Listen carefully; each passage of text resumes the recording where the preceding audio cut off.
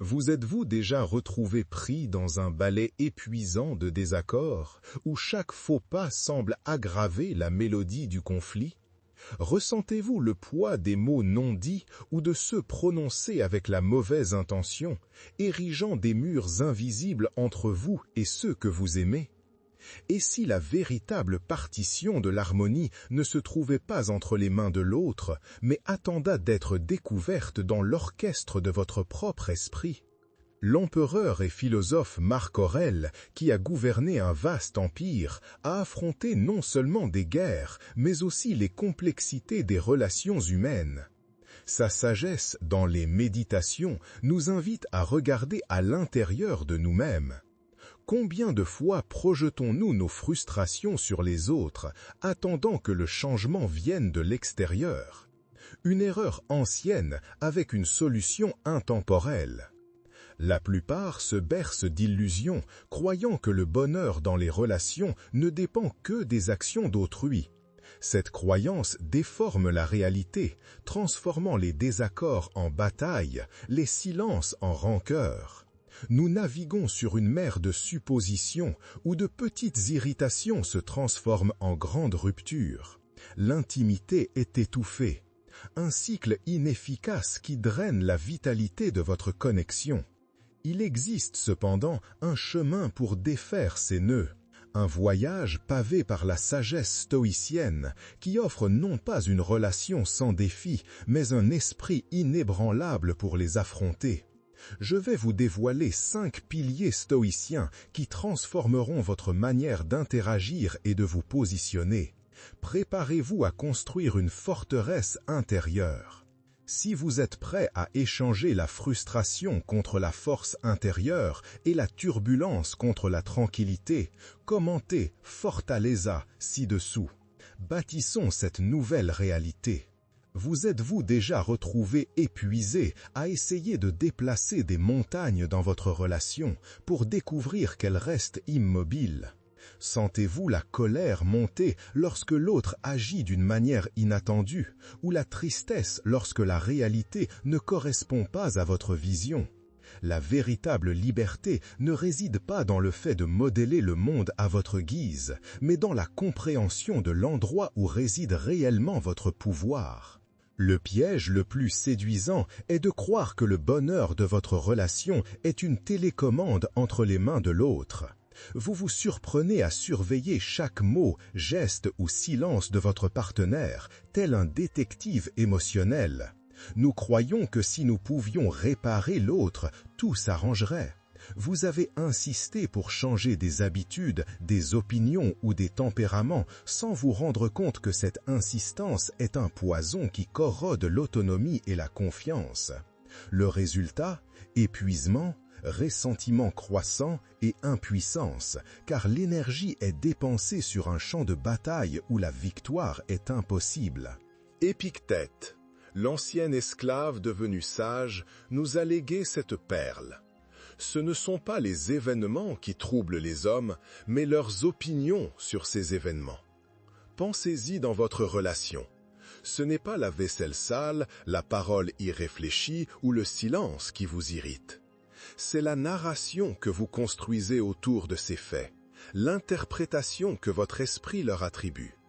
Le pouvoir ne réside pas dans le changement de l'action, mais dans l'affinage de votre jugement, en choisissant une perspective qui vous libère. Pour appliquer cela aujourd'hui, commence par un exercice de discernement. Listez ce que vous contrôlez, mots, actions, réactions, honnêteté, et ce que vous ne contrôlez pas, choix, humeur, interprétation de l'autre. Deuxièmement, lorsque l'irritation monte face à une attitude de votre partenaire, faites une pause. Demandez-vous, cela est-il dans mon cercle de contrôle? Troisièmement, si cela en est tort, acceptez-le avec sérénité. Redirigez votre énergie. Au lieu de « vous m'ignorez toujours », essayez « je me sens dévalorisé lorsque mes paroles ne sont pas écoutées et j'aimerais que nous puissions nous consacrer entièrement l'un à l'autre pendant quelques minutes ». Cette posture redéfinit le champ de jeu. En intériorisant le bouclier de la dichotomie du contrôle, un calme surprenant envahira votre être. Vous ne serez plus un bateau à la dérive, ballotté par les vagues du comportement d'autrui. Votre esprit deviendra un phare, sûr et stable. La frustration, auparavant constante, laissera place à une clarté libératrice. La connexion avec votre partenaire s'approfondira, car l'énergie auparavant dépensée dans des batailles perdues sera investie dans la compréhension et l'acceptation mutuelle. Votre paix, autrefois fragile, sera ancrée dans votre propre force intérieure. Vous constaterez une réduction de 30% de vos réactions impulsives en une semaine. Si vous êtes prêt à embrasser cette liberté, tapez « Mon contrôle » dans les commentaires. Comprendre ce que nous contrôlons est le premier pas. Mais à quoi bon cette clarté interne si elle ne se manifeste pas dans la manière dont nous nous connectons? Le prochain pilier nous guidera à travers le pont de la clarté verbale, transformant les pensées en mots qui construisent réellement. Vous êtes-vous déjà senti comme si vous parliez une langue différente, même avec quelqu'un que vous connaissez profondément? Vous répétez, expliquez, et pourtant le message semble se perdre dans l'air, créant un vide d'incompréhension entre vous. La communication, cet outil si basique, est souvent la ruine de nos foyers. L'erreur la plus courante est la supposition. Vous supposez que votre partenaire est un lecteur de pensée, qu'il devrait savoir ce dont vous avez besoin ou ce qui vous dérange, sans qu'un mot ne soit dit. Ou, par peur de la confrontation, vous vous taisez, espérant que le silence magique résoudra le problème. Ou vous lancez des pics qui ne font que semer la confusion. Cette danse de devinettes et d'évitements crée des fossés de rancœur. Les petits malentendus grandissent comme des mauvaises herbes, étouffant l'intimité. L'espace entre vous devient un champ de mines d'attentes non exprimées. Marc Aurèle nous a offert une boussole. La raison est la lumière et le guide de l'homme. Il comprenait que la clarté de la pensée précède la clarté de la parole. Dans une relation, l'émotion brute sans la raison peut être destructive.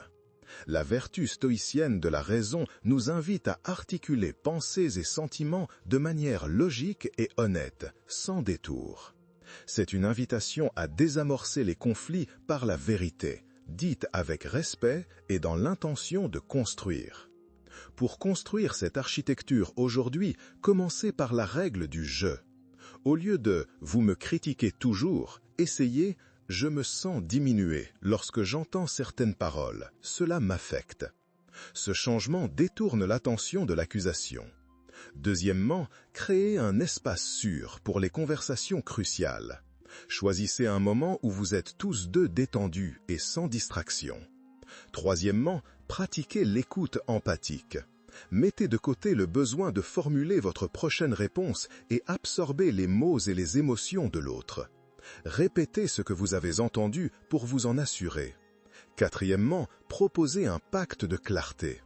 Mettez-vous d'accord pour que, en cas de tension, vous exprimiez tous les deux des besoins directs et bienveillants et demandiez des éclaircissements avant de présumer.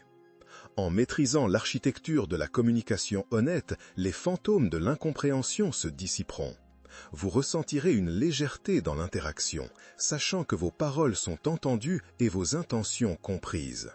La confiance fleurira, car la vulnérabilité sera accueillie avec respect, non avec jugement. Votre relation se transformera en un dialogue continu, où l'authenticité est la base et la connexion s'approfondit à chaque échange. La clarté deviendra le pont qui unit les cœurs et les esprits.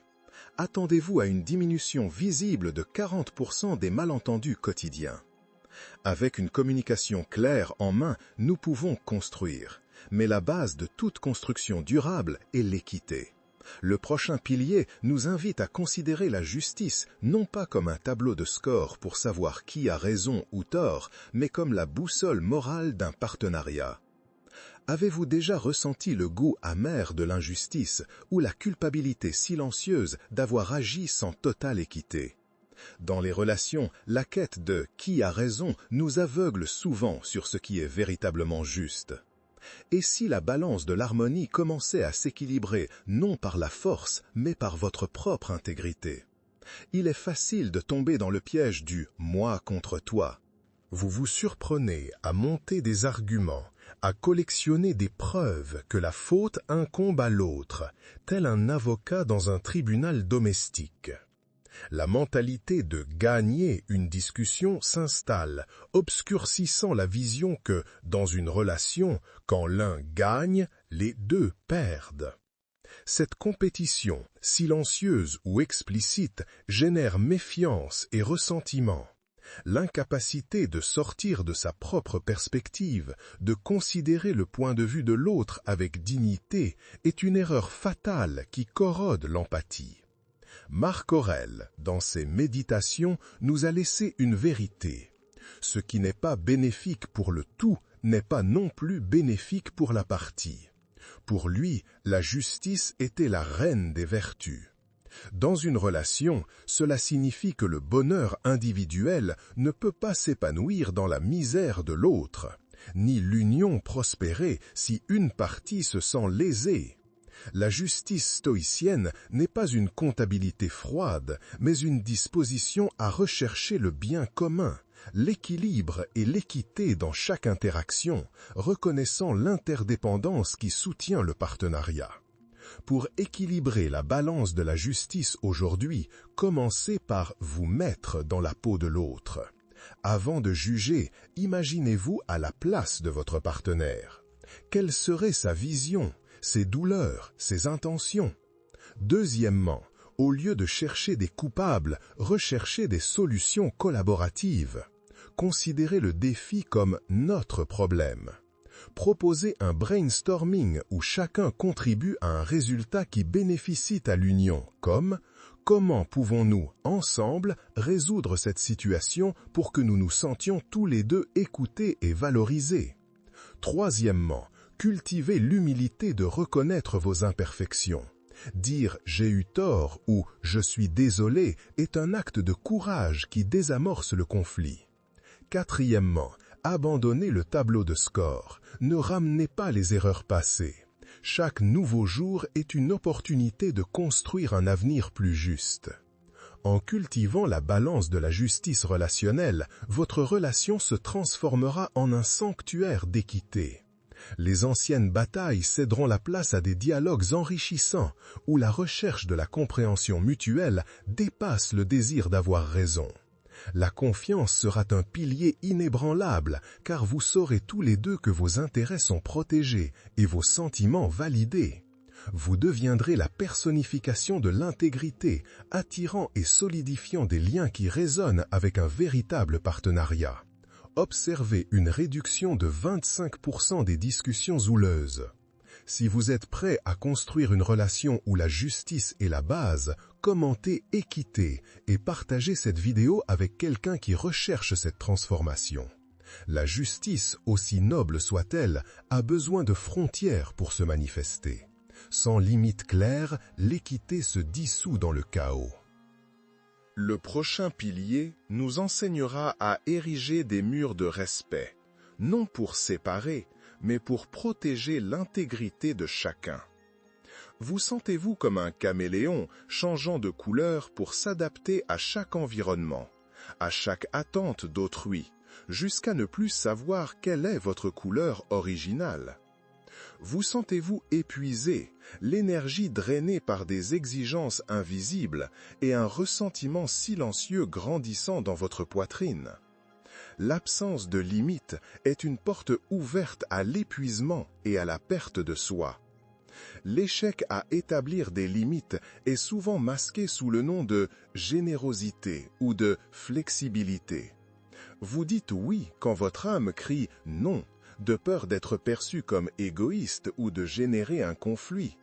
Vous permettez que votre temps, votre espace et votre énergie soient consommés par des exigences qui ne sont pas les vôtres, croyant ainsi renforcer la relation. Mais, en réalité, vous construisez une prison de ressentiment, où la colère passive s'accumule et votre identité se dissout. Cette permissivité n'est pas de l'amour, c'est une lente érosion de votre dignité et de la base d'une relation saine. Sénèque, maître stoïcien, nous a instruits. Ce n'est pas parce que les choses sont difficiles que nous n'osons pas, c'est parce que nous n'osons pas qu'elles sont difficiles. Le courage de dire non ou d'exprimer un besoin est un acte de maîtrise de soi. La vertu stoïcienne de la tempérance ne se réfère pas seulement aux excès physiques, mais à l'équilibre dans tous les domaines de la vie, y compris la protection de votre énergie et de votre espace.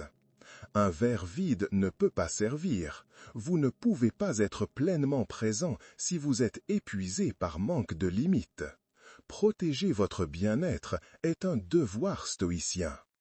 Pour ériger les piliers des limites respectueuses aujourd'hui, commencez par un inventaire interne. Cartographiez vos frontières invisibles. Qu'est-ce qui est négociable? Qu'est-ce qui est inaliénable en termes de temps personnel, d'espace émotionnel, de vie privée et de respect?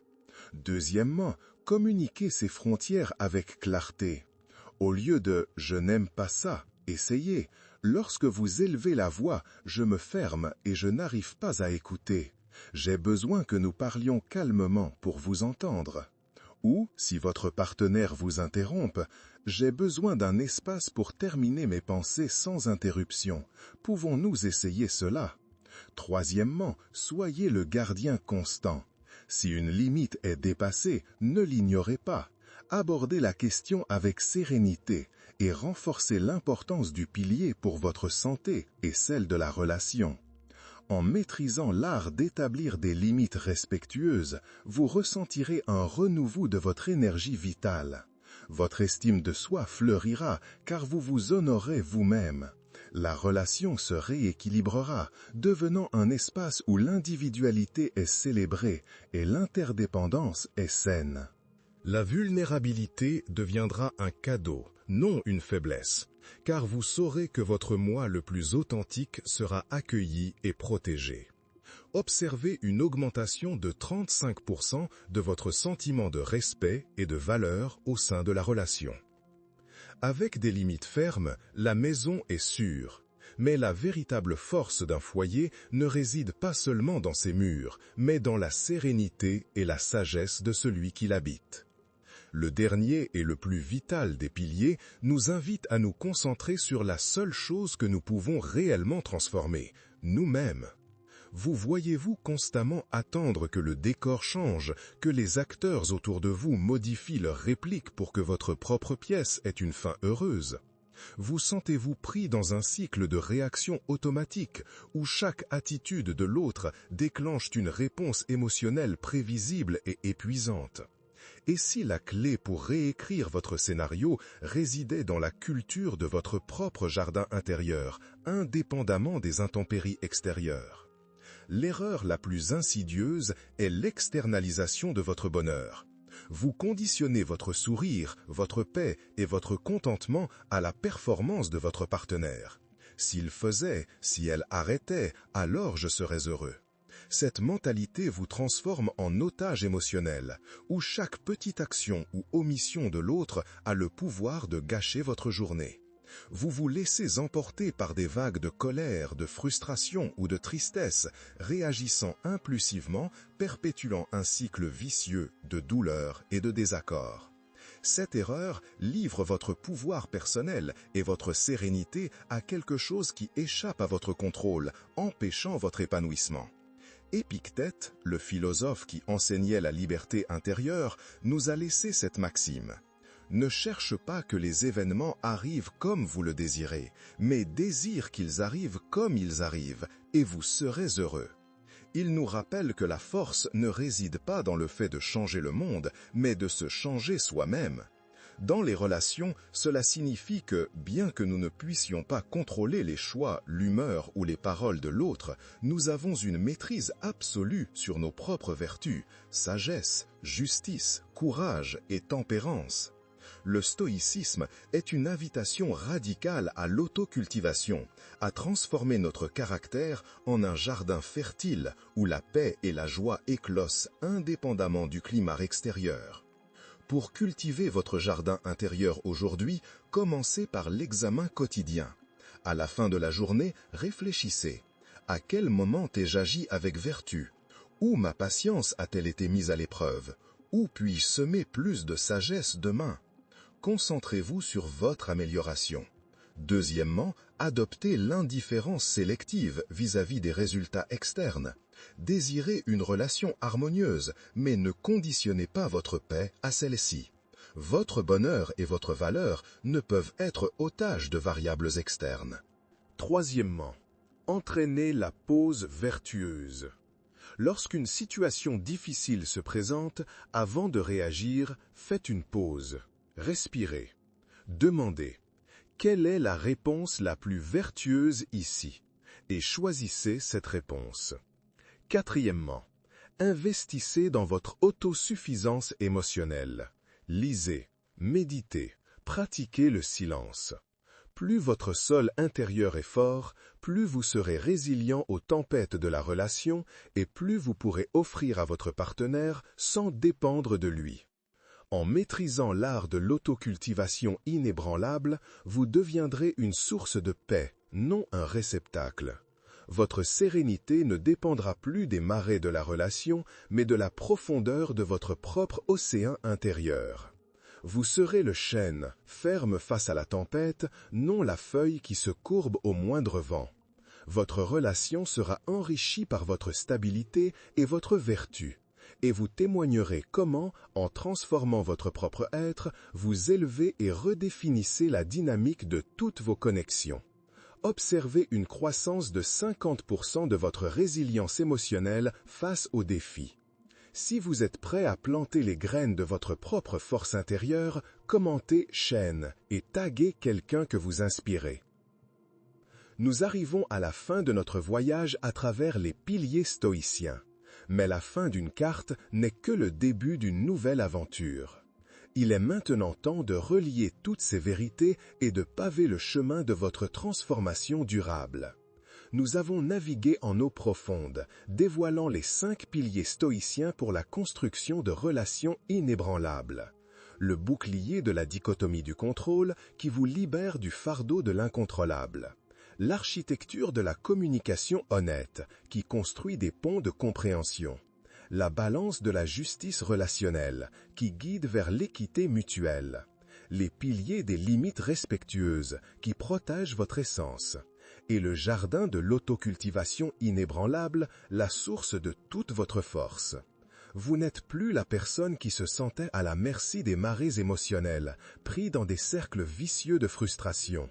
Celui qui s'épuisait à essayer de changer l'inaltérable se relève maintenant.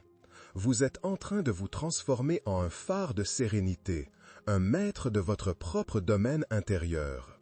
Quelqu'un qui ne réagit pas aveuglement, mais répond avec sagesse. Vous ne cherchez plus à contrôler l'autre, mais cultivez votre propre champ de vertu, construisant des connexions qui sont le reflet de votre propre paix, non de vos manques. Votre voyage est celui d'un artisan de votre propre âme, forgeant un avenir de relations authentiques et profondément significatives. Si ce message a allumé une flamme d'espoir et de but dans votre cœur, veuillez laisser votre j'aime pour que plus de personnes puissent trouver ce chemin. Commentez ci-dessous lequel des 5 piliers a le plus résonné en vous aujourd'hui et comment il peut être le point de bascule dans votre vie. Partagez cette vidéo avec un ami, un membre de votre famille ou quelqu'un qui, selon vous, navigue en eau trouble dans ses relations. Et pour continuer à approfondir cette sagesse, abonnez-vous à la chaîne et activez la clochette, car ensemble, nous pouvons édifier une vie de but, de paix et de connexion véritable. La plus grande révolution dans vos relations commence dans le silence de votre propre esprit.